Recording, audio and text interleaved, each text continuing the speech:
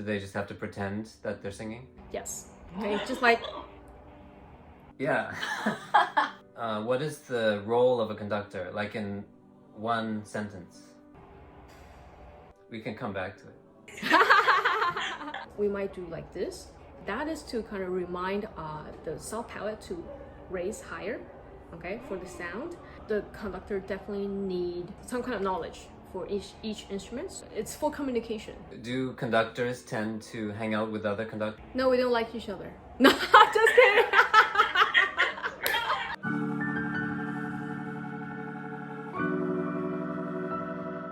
Today we have Peggy here with us.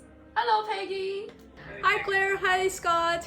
We're so honored and so happy that you can join us on our very first episode of this. Totally, it's totally my honor, and so happy that you have invited me to be your first guest. Yeah, I think when I first met you, you were doing your undergrad in piano performance, right?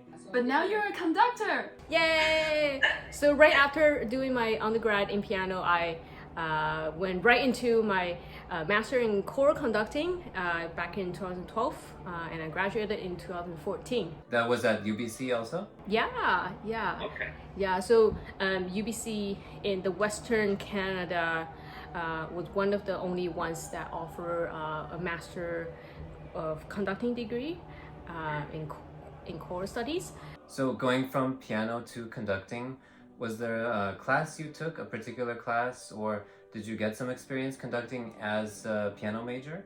I started off studying music at Capilano University. Back then was Cap College.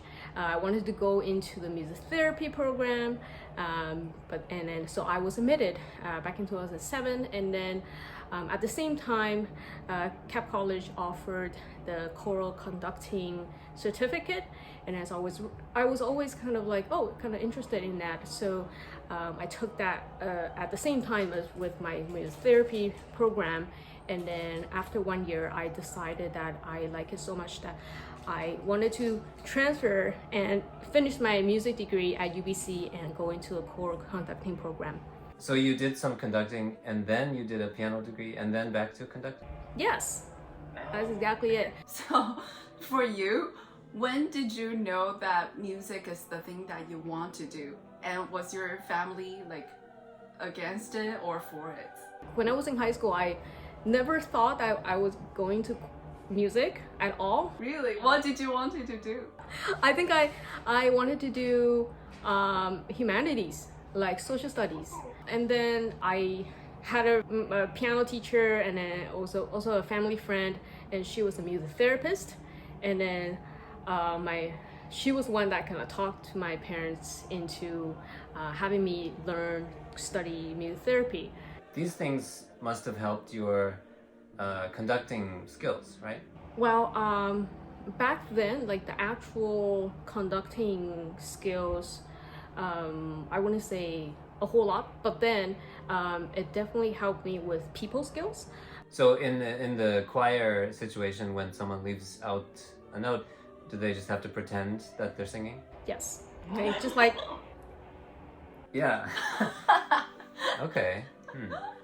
For you, what is the role of a conductor, like in one sentence?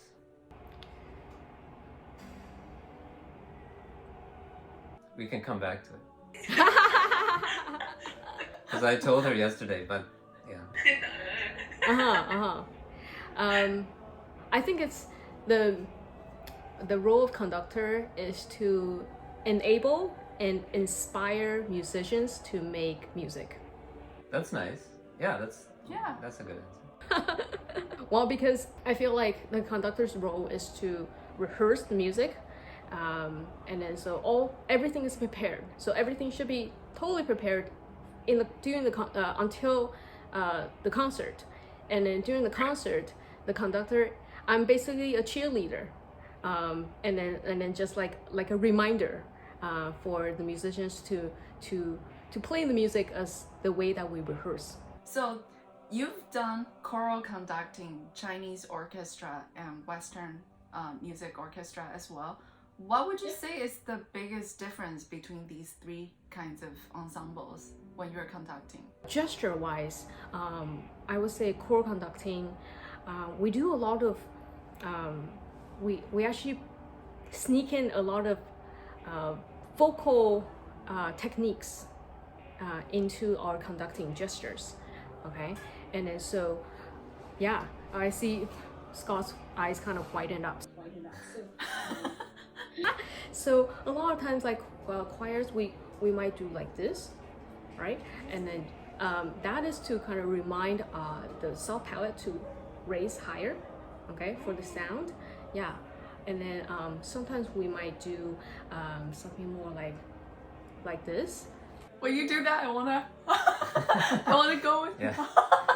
right, yeah, that'll help with like air flowing, and then maybe more like resonance, higher resonance, right? In orchestral conducting, it's totally different. I always have to remind myself to stick more to the beat. So you don't conduct ahead of the beat.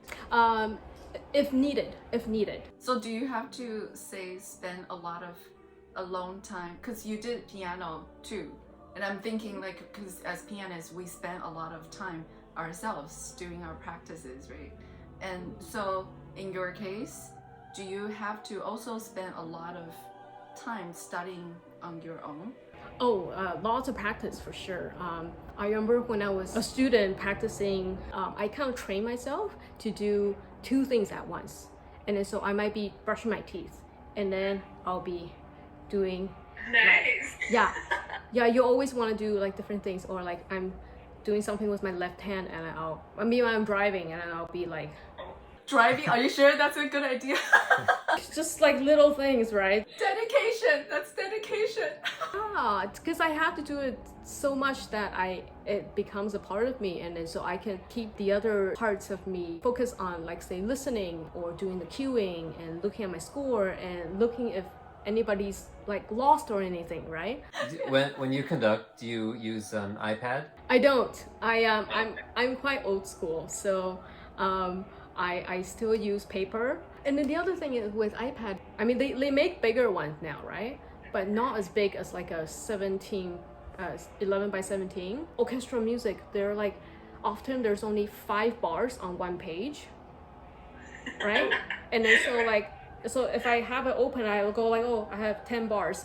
Great. Yes. What about memorizing? Do you sometimes memorize, like, or do the conducting with no score? Actually, a lot of conductors do. I don't trust myself to memorize it, even though I know it so well. I need the page in front of me.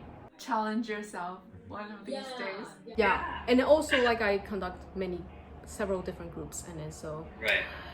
it's hard for me to memorize. The conductor definitely need some kind of knowledge for each instrument to know exactly number one, how it should sound like, and then number two, like what the special terms for like to it's for communication, right? And same with choir, right? You need to know some vocal technique. Yeah, for sure. Oh yeah. If say young people, they want to become conductors, how would you recommend that they get exposed? Well, I think with any other jobs out there in the basically in the music world, it's all about connections. So you definitely like know as many people as possible. Go to events, go to concerts.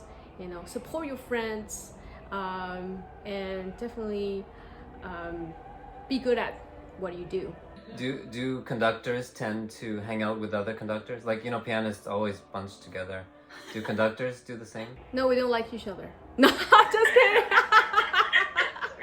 What were the first thing you said out of the 5? Didn't you make lots of friends?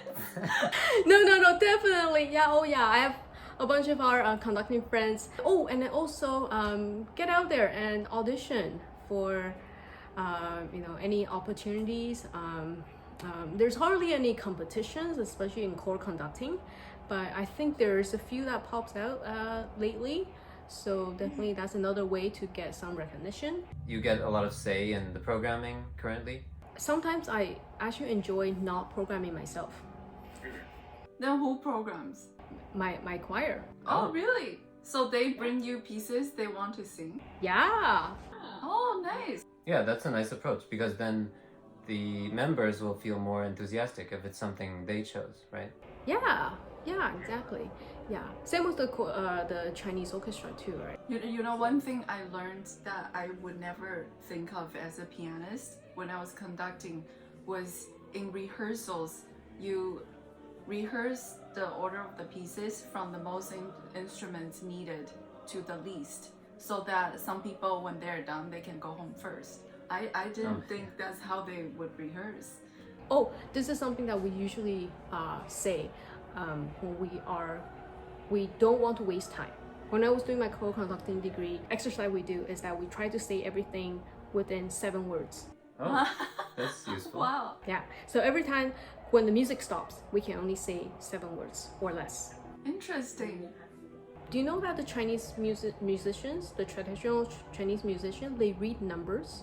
Yeah. Yeah. I mean, like the numbers, it works for, well, like we Asians, like we learn the solfege system, so like that comes pretty naturally for us. So they just go like, just do re mi fa sol la si do si la sol re mi do, and then different key, right? So like basically that's how they read it. So what does the full score look like for Chinese music? Just lines of numbers? There are some like that. Really? So just like all instruments, just all numbers on the page. Wow. So like I would say more of the traditional kind of music, like traditional ensemble music will be in numbers. Yeah, but then some of the other maybe more advanced music will be in notations. So yeah, staff notation. So all these ensembles that you're conducting are in Vancouver as well. So if there is some local people who would like to join your ensembles, how can they apply? How can they join your ensembles? So if you would like to join one of my choirs or orchestra, you can contact me directly with my email right below here. And I would look forward to see you in the future. Thank you so much, Peggy, for joining us today in our chat, and this was so much fun, and we hope you can join us again sometime in the future. Yeah, this is super great. I hope we can do this again and chat about something else, or conducting again if we want. Yes, yeah, that'd be fun. Although, something else, elaborate. What else would you like to chat about? Oh boy. Did you have fun listening to our interview? Would you like to know more interesting things that we talked about? For longer versions, please join us on our Patreon. Yeah, check out our link here, and see you later. Bye. Bye.